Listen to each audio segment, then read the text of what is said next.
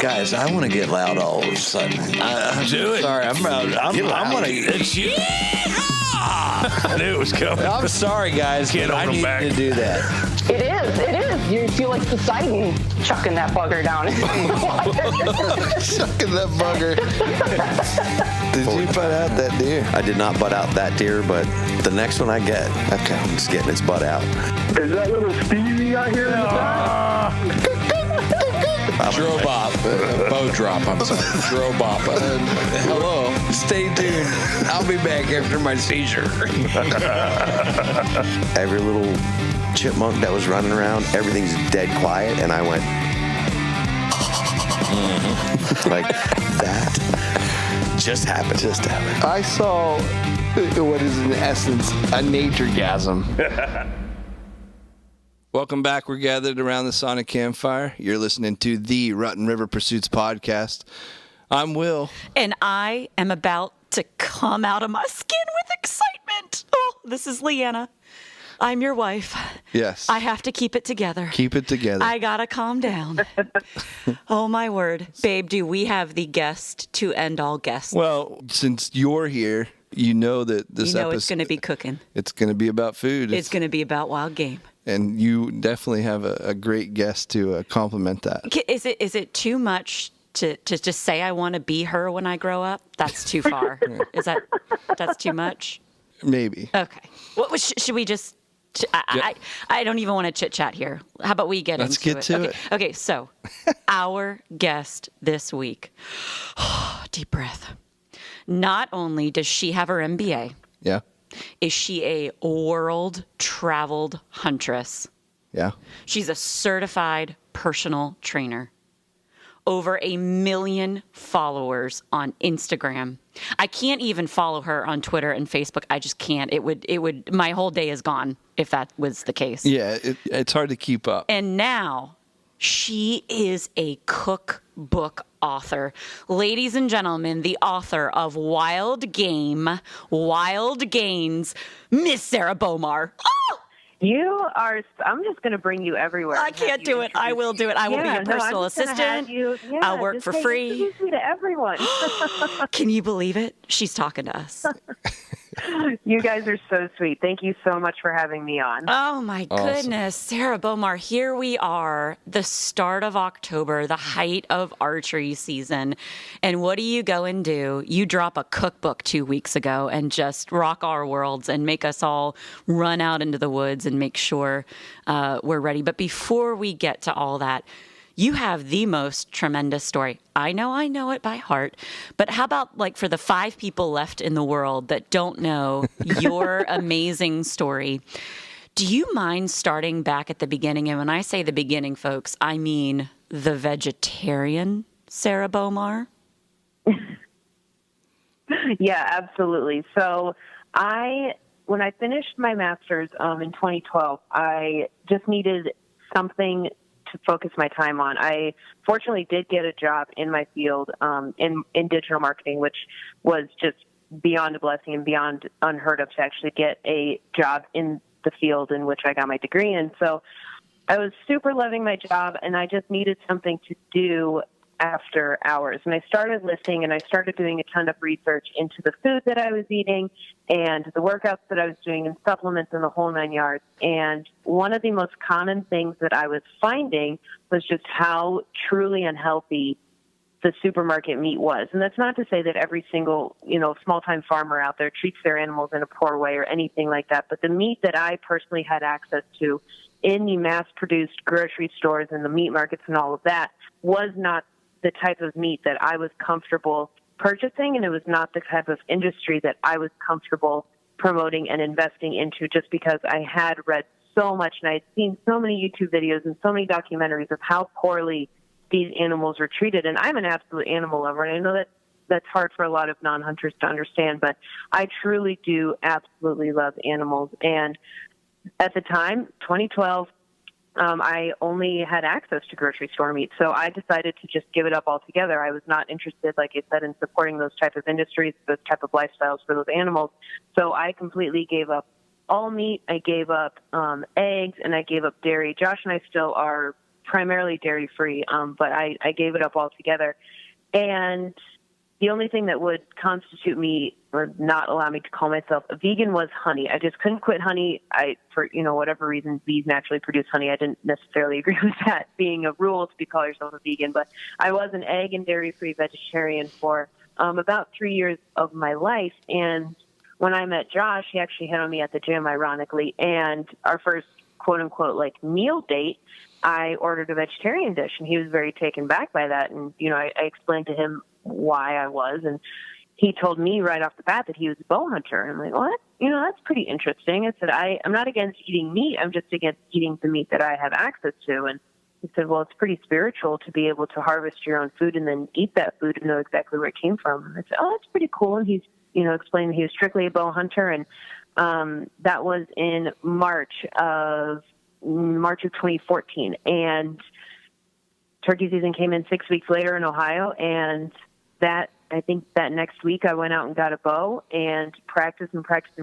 Josh and I lived in an apartment at the time, and we would literally go out at midnight with flashlights and practice in the parking lot of this apartment complex because we had no other way to practice otherwise. And he didn't want me to do it with a gun. He wanted me to do it with a bow. So I literally practiced in the parking lot of an apartment complex downtown Columbus for about 5 weeks before I successfully harvested my first animal, which was a turkey, with my bow. And just to be able to eat that meat and prepare it and just know exactly where it came from and know that I went out and got it myself. I put in the work and I was able to successfully harvest that turkey with my bow. It was like the coolest experience, the most spiritual experience I think ever. Just to know where that meat actually came from was the coolest thing ever. And flash forward almost 4 years later now, and it's just insane. The places that we've traveled and everything else just because of that turkey. So I thought I knew that story, but holy cow, did you just put everybody's getting to know you dating story to shame? You go from meeting a guy to buying a bow to picking the toughest animal. Turkey with a bow is insane, girlfriend. And I'm so glad, I didn't really, my mom knew that I was shooting archery and things like that, but I didn't really have anyone in my sphere of influence who would tell me how difficult it was. And I'm glad that Josh did not, because Josh did not teach me how to shoot. The pros at our pro shop actually taught me how to shoot, and none of them told me how difficult it was going to be. No one told me how hard it was going to be. And then when I did it, a lot of people at the bows were asking how our season was going, and Josh was, bragging. He said, "Oh yeah, Sarah got one with the bows." Like, "Are you serious? It's the hardest thing ever." I'm like, "Well, I don't know. I just kind of did what he told me to do." I was glad he didn't tell me, because I think I would have just completely psyched myself out. But now, this year, 2017, I actually finished the single season slam, but I did it twice. So I got 2 types of each turkey in the United States. So it's crazy, Double how full slam. circle it comes. But yeah, I can fully attest to how difficult they are. But when I first started, I had no idea. It just all worked out. And what a great testament to your local bow shop owners and your local bow staff. I mean, they knock themselves out. They spend hours with everyone, helping them, fitting them out. It's great to hear that they helped you get their start, because they're just unsung heroes for that. Yeah, we have something similar here. Leanna spends countless hours when she's looking for her new bow, and it's just a daunting process at best, And it's almost nicer to have that neutral third party, not your husband helping you. And that's one of the biggest questions I get from women who want to learn how to bow hunt, or hunters that are converting from gun to bow. How do I learn? I can't learn from my husband. I'm like, honey, go to a pro shop or go to someone, third-party friend, someone who's not your husband or boyfriend, and have them teach you how to shoot. Because if Josh tells me how to do something, I'm going to become unhinged. But if Mark, our pro shop guy, tells me how to do something, okay, I got this, But like you Makes said, total sense. They're incredible. Why didn't you tell me that? Yeah. Right, exactly. Why didn't you word it this way? But no, they're awesome. And like you said, true testament to those guys. They are just incredible. We were there this morning and just so willing to help and just so knowledgeable. It's really, really refreshing to have that. So I never knew about the degree in digital marketing. That's great. I don't know why in my mind, and chalk this up to me being a fangirl and not doing enough detailed research. I thought you had probably an undergrad in nutrition science or kinesiology, but wow, it totally makes sense now when you say digital marketing, because all of your channels, all of your properties are so professionally done. That when did you get the bug for fitness and nutrition? Yeah, so I actually got my undergrad in marketing in 3 years. My parents always said they pay for 4 years, so I'm like, well, I'm gonna get my money's worth. So I got my undergrad in 3 years, and then I did my MBA in 11 months, both in marketing.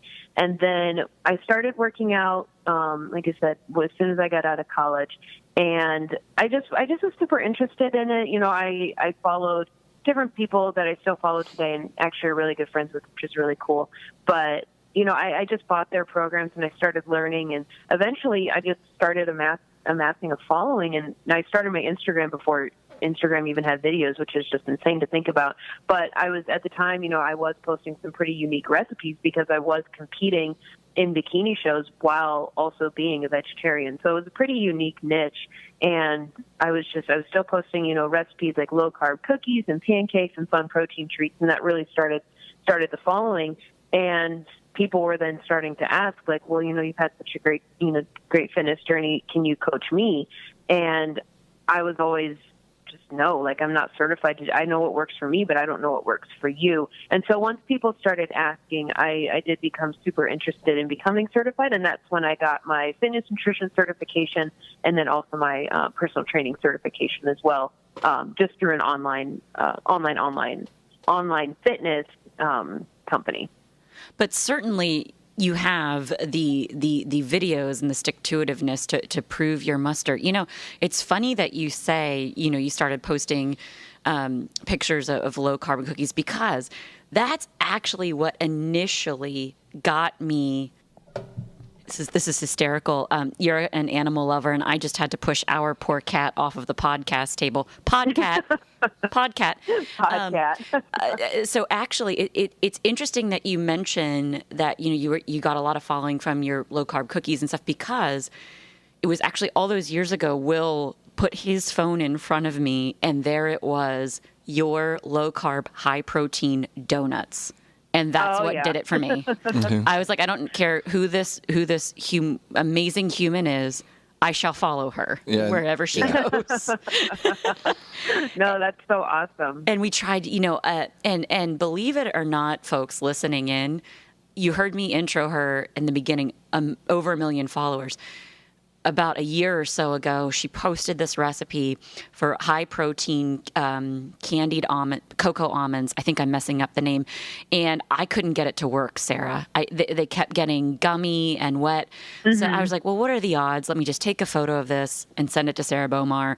It'll probably go into the black hole void of this poor woman's social media. Within 10 minutes, you responded. And you're like, oh, just toss in more cocoa protein powder. That's all you got to do. And it fixed our almonds. Totally did. This is amazing. Like, the fact that you take your time and sort of steward your followers along their journey through what can be sometimes complicated cooking. Low carb, high protein. It often requires niche ingredients and kind of interesting processing ways to look at things. But it was just so cool of you. We got to segue into it, because I have to stay on task here. Yeah. Okay. So you started hinting towards a cookbook, and that's also when I started losing my mind, because Will and I grew up with wild game cooking. It was just what was normal for us. And then when we went away to college, that's when we started to realize how sort of exceptional it was. It was really the exception, not the norm. And that's when we also started running into folks that really had bad experiences with wild game, or they were just too afraid to sort of take the plunge. And we sort of made it our commitment to just say, just come over and try it. No hard feelings, no nothing. And Leanna's gone a little bit, like, she's underselling what she's able to do. She's taken a wild game and almost kind of made it gourmet with different, that's awesome. Different Thanks, things. Yeah. And it's not like my mom, bless her heart, it was a frying pan and butter, Oh, yeah. until Which it was isn't necessarily that bad. no, well, it usually was a little meat pucket, a little puck. And we Yeah. love those little meat pucks. It's not the same, it's not even close to the same process and the care and the time and the marinades. Like, she just goes out of her way to see that people have an awesome experiential meal. And you're kind of on your own doing it because, other than, Ranella or just some other very small pocket of folks that produce these wild game cookbooks, you got to go really deep and try to find, something that challenges you and give you fresh ideas for wild game cooking. So when you started teasing to Wild Gainz, I think I woke the whole household up. I think I saw it one night. I said, oh my word, Bowmar is dropping a cookbook. And then when I learned you're dropping it in an e-cookbook format where you get instant releases, it's just, wow, what a cool disruption. Can you start from the beginning? What made you decide to release a cookbook? Well, I don't know. I don't even really know where it came from. It's just a lot of people were asking about one, and I'm like, I'm always the type of person like I want to give so much for free. And even when I was posting the recipes for free, people were like, "No, I want this in a cookbook form." And I'm like, "But you could just like write it down and put it in the book yourself." And they're like, "No, like I want it in a book form." And I'm like trying to like comprehend how this works. I'm like, "Oh, okay. America." Yeah. I'm like, all right, I'll do that. So that's kind of where it started. And then I was like, well, that would be a pretty interesting idea. But I didn't want to just release a pamphlet with, only 40 recipes. And so that's where the idea of this ebook came, because we actually work with a programmer pretty closely. And he's like, well, I can make it in an ebook form. And then whenever you have updated recipes, we'll just email blast it out. And then people can just download the new one. That way they don't have to go out and buy new pamphlets every time you want to make a new recipe and post about it. I'm like, well, that would be pretty cool, because I do eventually want to have a physical copy, but I don't want to do it until I have at least 100 recipes. That way it's worth someone's while to spend, the $6 or $7 on a physical product if there's enough recipes in it. So that's kind of where it all came from. But it's really, really cool just to be able to send those recipes to our program and be like, hey, update these, and he'll slap them in there, and then it gets blasted to everyone who's already ordered, and then obviously people who purchase moving forward get all of those recipes in it at once. So it's really, really neat. And it is no joke about those updates. We've received one every single week. And it's just insane. And it's not, hey folks, added a new recipe. It's no, folks, added 6 new recipes, added 5 new recipes.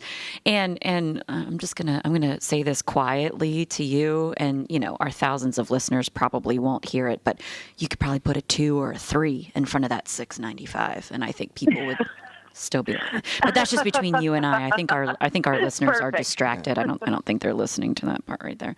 So Wild Gainz, folks. If you aren't familiar with it, first of all, go out and download it off of her website. But it's broken into these amazing chapters. You've got breakfast, lunch or dinner, and then this really cool thing called snacks and appetizers, and brand new this week, side dishes. And and before this podcast is over, I'm hoping to convince you to put a dessert chapter in there. But anyway, and I just want to talk about how approachable these recipes are for those of you that might just be getting into wild game cooking. You have something as simple as venison taco salad. For those of you that are like, my gosh, I laugh at your venison taco salad. I've been doing that for 25 years. What about giraffe tail stew? Because that was a doozy. Yeah, that's in there. What about sticky pineapple halibut? Yeah, fisherman, I'm looking at you. Do you do that? Do you serve it in a hollowed out pineapple like Sarah Bowmar teaches you how to do? I don't think so. I'm dying to know, what's your favorite recipe so far in this book? Oh, the favorite. I think it has to be the antelope stroganoff. I don't know. It's just, it was incredible. But then I love breakfast food. So to try to incorporate, and I've got like a whole laundry list of of different recipes. Because whenever we go out to eat, we usually go out for breakfast, and like I'll borrow ideas from their menus and then kind of incorporate it into a more healthy version. So I think the next batch is just going to be a lot more breakfast items. I think I'm going to do like a breakfast pizza. And then when we were actually in South Africa, they served us warthog stuffed French toast. And I didn't bring any warthog. Stop it. But yeah. So are you going to swap out wild boar? I don't know, wild boar maybe. I'm not sure yet. I might try venison. We just have so much venison. But then we also have some red stag left from our last New Zealand trip. And so we've got a lot of stuff in the freezer. I just have to figure out what would taste great with that. So I do have a lot of fun things coming. But especially with the winter coming and home cooking and everything else, like there's a lot of, a lot of fun recipes. And our friend Mike, who we went spearfishing with in March, he literally fishes and spearfishes like every single day and has more fish he knows what to do with. So this morning we woke up to, I think, like a 30-pound package of lobster and shrimp and perch and snapper and lionfish at our door. So I have a lot of fun. I want to do like lobster mac and cheese, and it's fun. Oh, yes, you do. Yes, you do. Yeah. Yes, we vote for that. I was going to say, I'm more of that pulled venison mac and cheese kind of guy. Oh my gosh. That was a crazy ad. Oh, I think that was in last week's update. Yep. That was so good. We just had so much extra. I'm like, what am I going to do with this? And then I think we were at the movies or something, and there was there's this movie theater near us that also serves dinner with your movie. And I was looking at it, and I'm like, oh my God, this would be so good to do venison, because they just had, barbecue, pulled pork in theirs. And I'm like, I'm thinking I could do this with pulled venison. So it's just fun. Like, there's just so many different ways that you can incorporate it into pretty much everyday recipes. So I wrote down we've tried 7 so far, and nice. I wrote down and I tried to rank them, and I think Will and I came to the conclusion that right now our top favorite, which we reserve the right to have it dethroned, of course, but right now our top favorite has got to be the wild turkey and venison pizza chili. Oh, my mom will be so happy to hear you say that, because that was her recipe. And she gave, for one Christmas, she gave me a full cookbook of all like her favorite recipes. And that was one of them that was in there. Sarah, what's your mom's name? Mindy. God bless you, Mindy. And your wild turkey venison pizza chili. What a no-brainer. Why have we not been doing pizza chili? She dared to dream. She did. She dreamed big with pepperoni. Her dreams have venison pepperoni. And I cannot even keep it in the house. Like, I'll make it, and Josh will literally consume the entire thing in one sitting. I'm like, that was supposed to be, like, for a few meals, but no. He's like, I just can't stop eating it. No. It's wonderful. No. The stroganoff is next on our list. I'm excited to hear you say that's one of your favorites, because between that and the pot pie, the individual, we also own a Traeger. Nice. Those individual little pot pies. And the Denny's been on the show from Traeger. Oh, nice. That's awesome. Yeah, they're great. Have you done the quiche on the Traeger? The quiche is on our list. I decided for the breakfast foods, instead of the quiche, we went and attacked that sauce, that low-carb biscuits and gravy. I mean, because why not? I mean, if you're looking at quiche or you're looking at sausage gravy, the sausage gravy is going to win every time, in our household at least. Well, the quiche is another Mindy recipe, and it's one of our absolute favorites. Like, I have to make 3 pans at once, or else Josh doesn't have enough. All right, Mindy, I see your quiche challenge. We will execute this weekend, and we will report back to your daughter. We will do it. Perfect. Sarah, you said in your opening, as when you started off as a vegetarian, you were an egg-free, dairy-free. Really, the only thing that separated you from a vegan was honey. I do notice that a lot of your recipes do call for dairy-free, or actually, correction, they don't call for dairy-free. You just in parentheses say, Josh and I use dairy-free. Is that a dietary restriction choice, or a flavor choice, or a performance choice? And I don't want to offend any, dairy farmers out there, but for us and just all the research that we've been doing with all the additives and all the added sugars and hormones and just junk, basically, that's added to dairy milk is just extremely unhealthy, causes a lot of excess weight gain, causes a lot of hormonal imbalances. Young girls are getting, their periods at 9, and it's crazy just to see how the world compared to like a country that doesn't drink milk. Like, I think Sudan, don't quote me on that, but it is an African country. They have the lowest cases of osteoporosis ever, where here in the U.S., there's literally milk campaigns that promote and push, and milk is even in our food pyramid, and we have one of the highest rates of osteoporosis and bone, lack of bone density and everything else. And there's just so many amazing dairy-free options that, in my opinion, many taste better than dairy. And just ever since I gave up dairy, I haven't been sick, knock on wood. My skin is completely cleared up. I don't get bloated. I just feel lighter and healthier overall after giving up dairy. And a lot of people, they're like, I can't give up my cheese. And I'm like, well, there's dairy-free cheese, and That's it literally right. tastes the exact same. And dairy-free milk, butter, ice cream, yogurt, sour cream, cream cheese, like dairy-free, literally everything. And, when we go out to eat, it's not like I'm going to be like, no cheese, you can't use butter in that. But for the most part, when we are at home, it's strictly dairy-free stuff. And everyone who's ever tried it for 2 weeks, they're like, oh my gosh, it just feels so much better, yada, yada, yada. My skin cleared up. So it's pretty interesting social experiment just to try. Well, I'll tell you right now, the taste has not suffered at any of these recipes. Let me just tell you that right now. Perfect.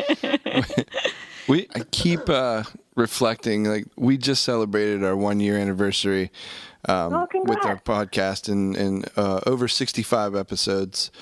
We've kind of traveled the world a little bit, and in every episode, I walk away with something I want to try. And I think you just, As if you're down, I'm down. Let's give this 2 weeks. I just looked at Leanna like, We can do it for 2 weeks. We can, let's not do dairy Let's not do dairy for 2 weeks. or 4. Yeah. Especially if she's coming out with lobster mac and cheese. I mean, come on. Who needs it'll dairy? Be dairy-free. I promise it'll be dairy-free. You really do. You just feel so much better. It's hard to explain, but you just feel like more, I don't even know, like lighter. It's so hard to explain, but if you give it up for 2 weeks, you'll see. It's totally been a pursuit of ours. Over the last 2 years, we've really, it's been incremental, and I'm not telling you that I'm eating the healthiest, but we are doing better. We're working out, our posture's better, and so a little bit at a time. And I think maybe it's time to knock out some dairy. And I do think it's great that Sarah. I feel like I need more reasons to be a kindred spirit with Sarah Bowmar, but the fact that you dropped the side dishes the chapter of this book with your most recent update. When Will goes to hunting camp or goes on a fishing trip, I go flat out vegan for like a week just because it's just so much fun, and I love cooking so much. The techniques for vegan and vegetarian cooking are just so neat to sort of, how would I do this if I didn't have an animal protein? I am just so looking forward to the side dishes because there are days where I go headlong vegetable and plant-based protein and just really love it. So not that I don't love onion and cucumber salad, but what else is coming in that sides? Oh, there's a lot, because I actually still have, I would say, I'm looking at my cupboard right now, I probably have 15 completely vegan recipe books, because it's not like there's egg and dairy-free vegetarian recipe books out there. So I just opted for whole vegan recipes, and there's a lot of different things in there that I'm definitely going to be cooking up and adding to that side dishes. That sounds great. So, I could go on and on about the cookbook, but I really do want to talk about the cookbook is strategically titled, I believe, Wild Game, Wild Gains. You and Josh are clear fitness professionals, just body conscious in all positive ways. Can you tell me a little bit about what fueling performance means for you? How does Wild Game play a role in that? Yeah, definitely. So, I mean, when I was competing, I did 8 bikini shows as a full-on, egg and dairy-free vegetarian. And then my last show was actually 2 months after I harvested my first turkey. So you can just see even in those short 2 months, like the complete transformation between my vegetarian body to my meat-eating body. And that's not to say you can't build muscle on a vegan diet, because you absolutely can. There's several pros that are vegan and a lot of NFL players that are vegan. So I'm not saying that. But for me personally, I just did a complete 180 when it came to reintroducing meat and the most organic meat on the planet back into my diet. And now I'm stronger than ever. I've gained probably, I'd say about 30 pounds, not all muscle, but a lot of it is muscle. Since incorporating the meat back into my diet. And yeah, my training has definitely increased since being with Josh, but I can just truly attest to the fact that you know where your meat comes from and you have that spiritual connection with eating the meat that you harvest yourself.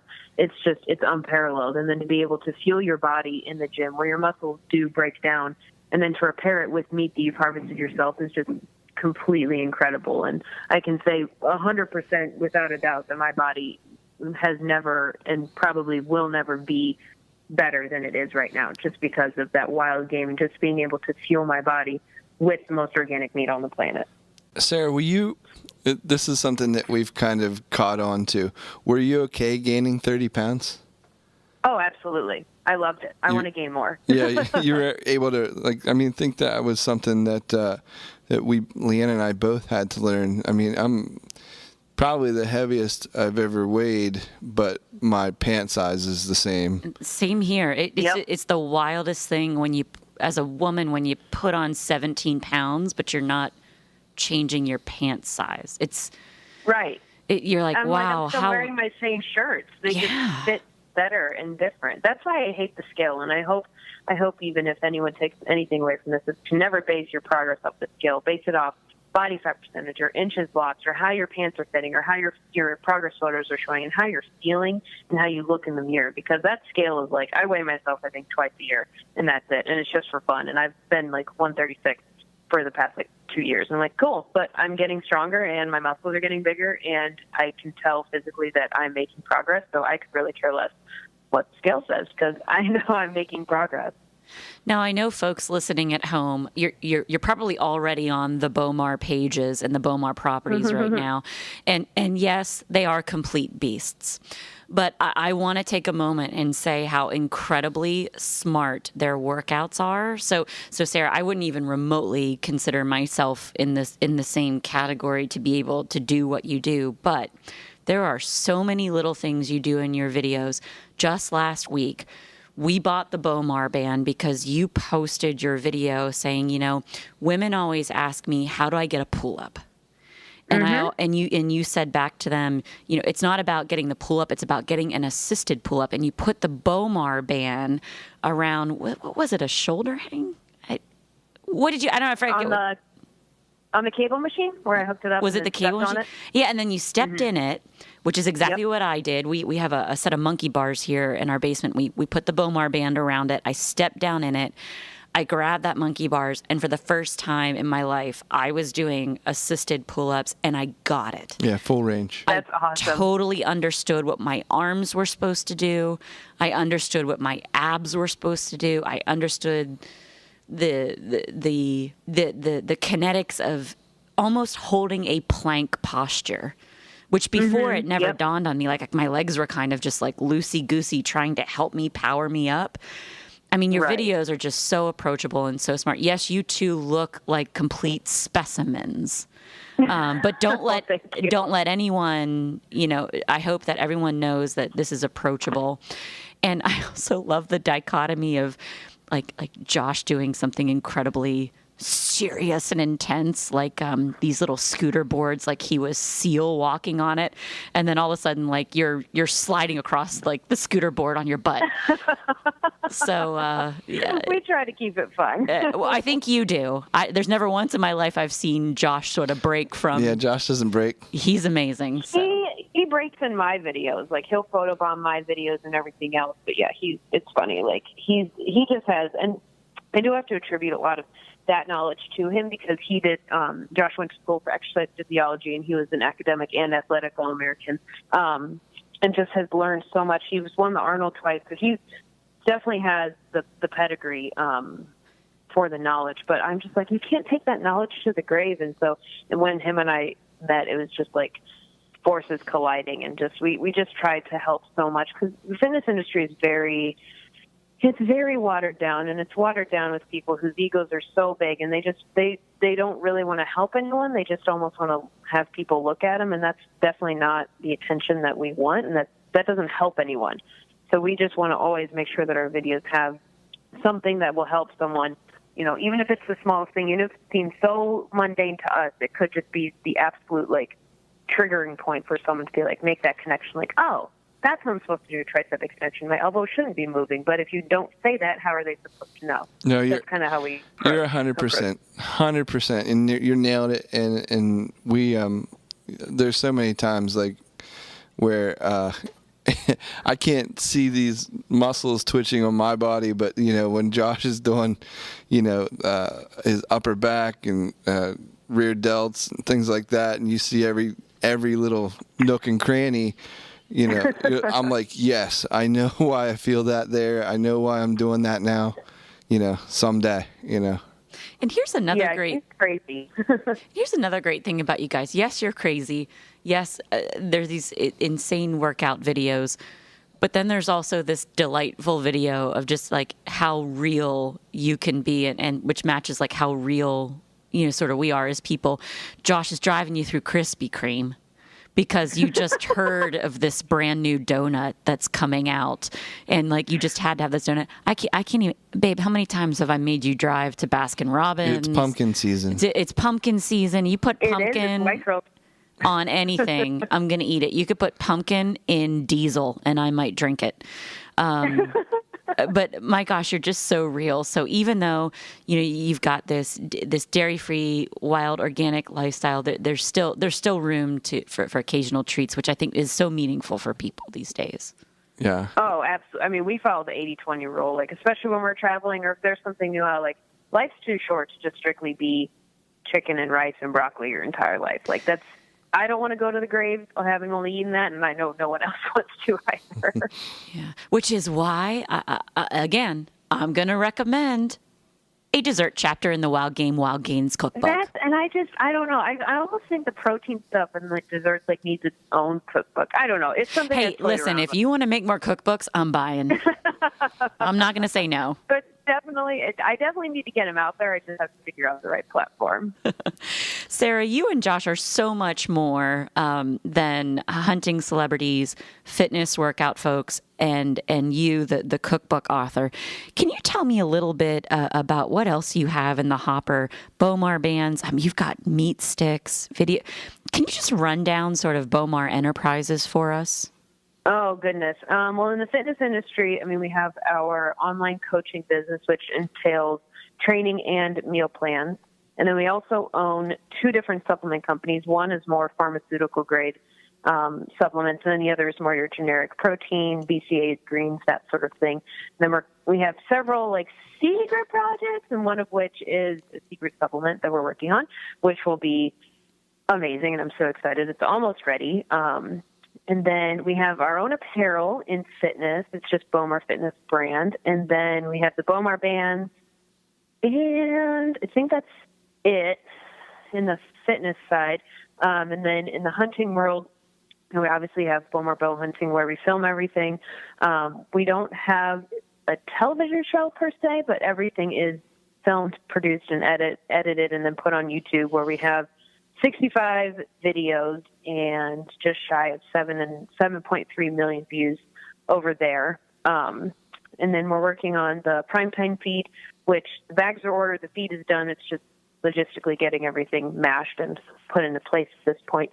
Then we've got the cookbook. We're coming out with some apparel that's not Bowmar bow hunting apparel, but it is hunting and kind of fitness stuff related. So that will be really cool. We actually just finalized those logos today. Oh, more stuff on the fitness. We have 2 different apps that are coming out, hopefully soon. And gosh, I think that's it, but I'm probably forgetting something like blatantly obvious, but I can't think of it off the top of my head. But that's kind of our stuff that we have. So I'm exhausted, and all I did was just sit there for the past 2 minutes. I sat in a comfy chair. Sass, our cat, is looking forward to some Tom and Jerry trail mix. Oh, Tom and Jerry. Anyway, how about that? Looking for the performance cat brands. For the performance. Oh, I am doing a calendar for Jerry that'll raise money for a local humane society, so that will be happening as well. So she'll be dressed up and all the fun little outfits for each of the month of the year for next year. Oh, I can't even imagine what the scratches you have on your arm from that. No, Jerry loves dressing up. Tom does not. He's looking at me right now. It's like, no way. But Jerry loves it. She goes bananas whenever she has something on. Like, she's the most crazy little kitty model you've ever seen. That's insane. Oh, my God, that's hysterical. Yeah. I love it. Sarah Bowmar, I don't want this to end, unfortunately. We're coming up close on time here. Where can people find you? We know about your products, but how do they find you? How do they interact with you? What are some of your channels? Our main stuff, obviously Instagram. We've got Bowmar Bow Hunting, which is strictly our outdoor page. And then we have Josh Bowmar, which is his fitness page. And we do post some outdoor stuff, but I would say it's 80% fitness. And then my personal page is Sarah_Bowmar. And, Bowmar Bow Hunting YouTube, Bowmar Fitness YouTube, BowmarFitness.com, BowmarBowHunting.com.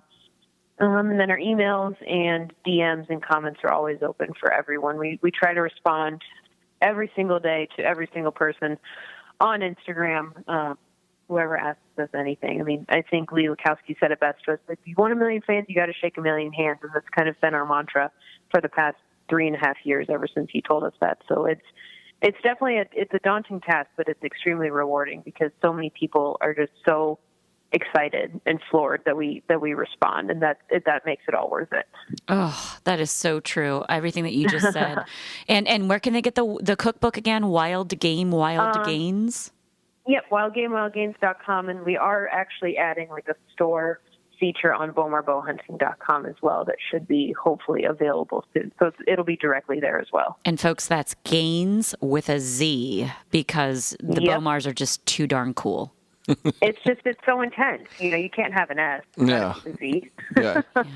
Wouldn't be the same. Well, I can't say, folks, for those of you that listen to our Tame Your Wild Game episode, this really is the cookbook for you. It is interactive.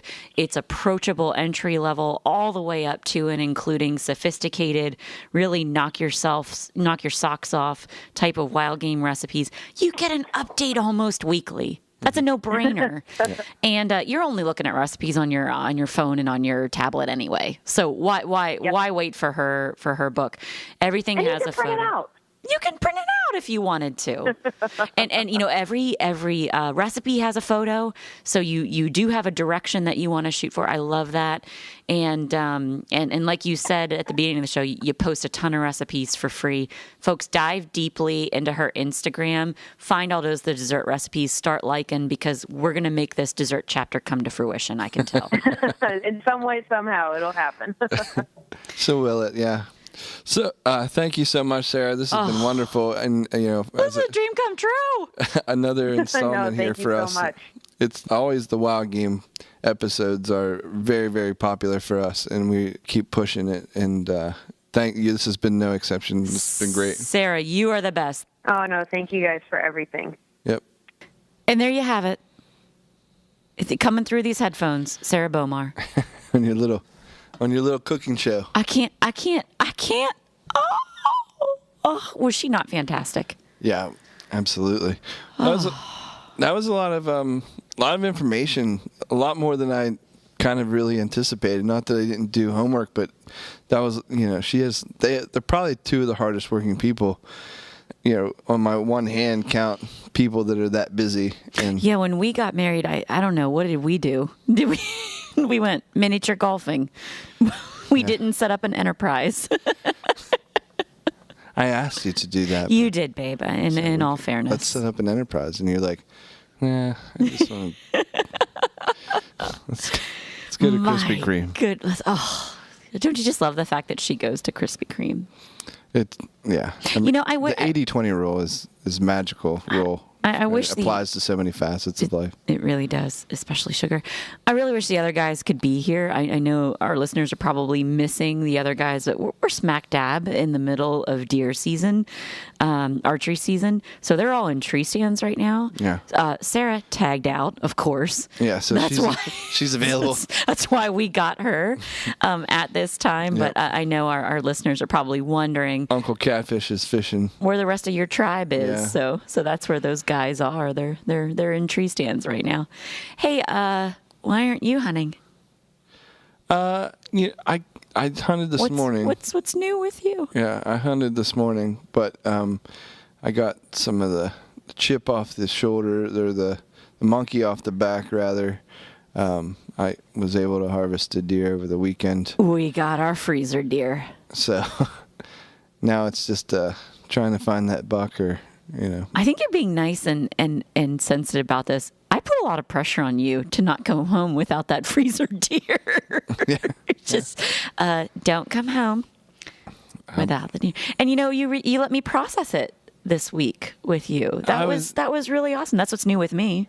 That was really great because it I think Saturday started at 3 a.m, and I ended up laying down at 1 o'clock. Oh, I don't even remember you. So, I must have been asleep. Yeah, I pulled a 22-hour day. Oof, and babe. With all the hunts and the processing and the quartering and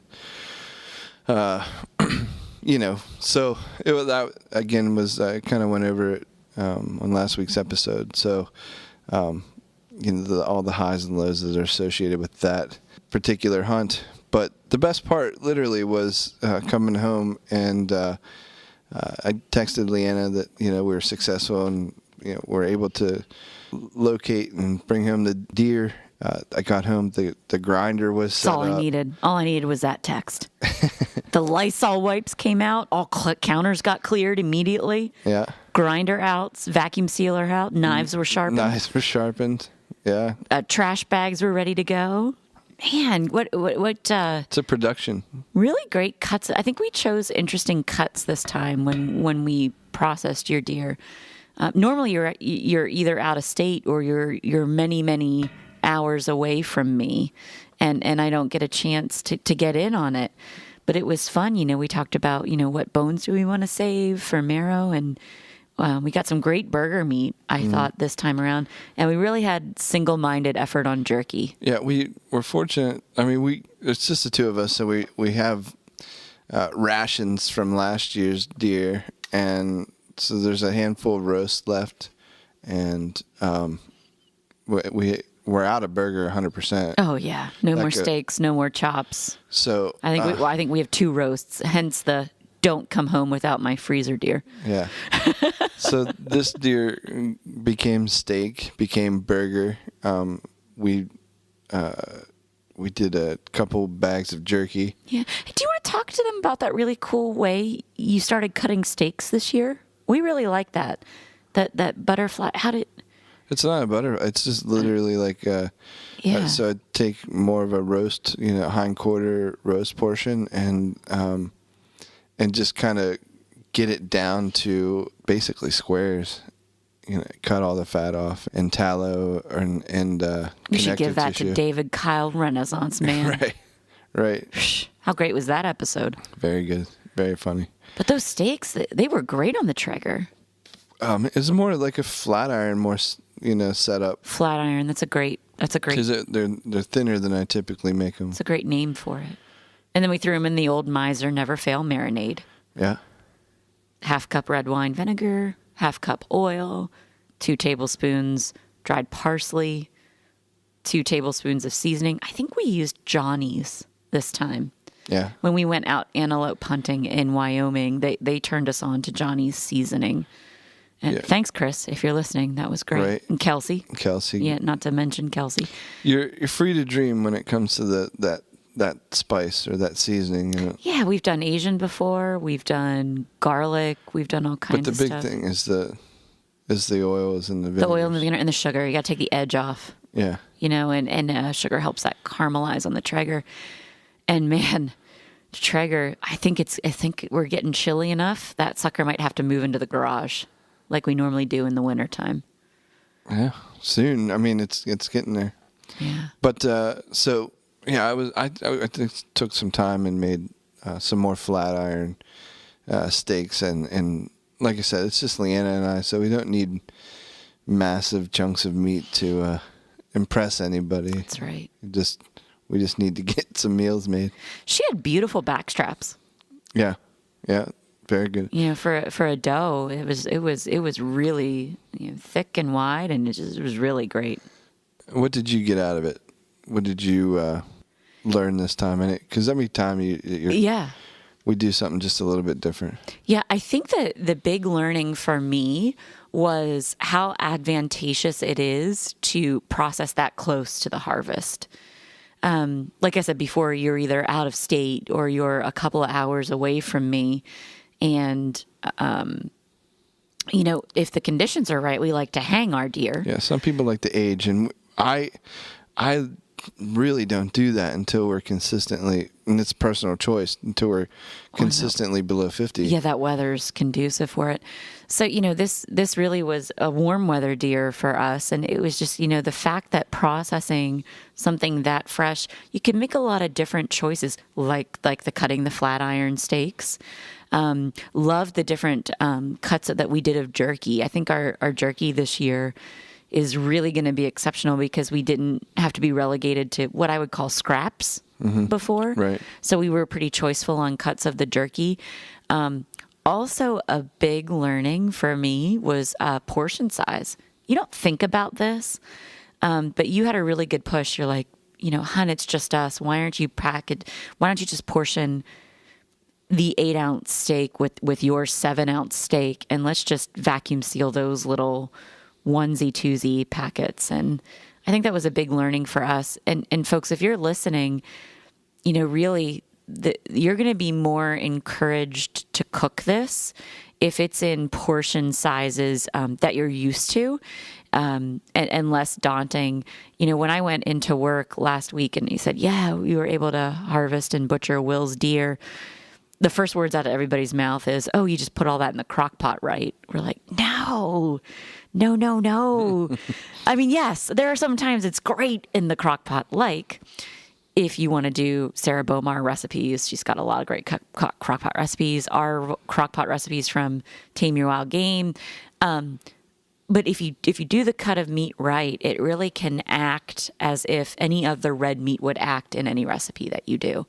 And getting that portion right means you're not going to waste your food right when you store it. So portion it once and be done with it was a great learning that we did.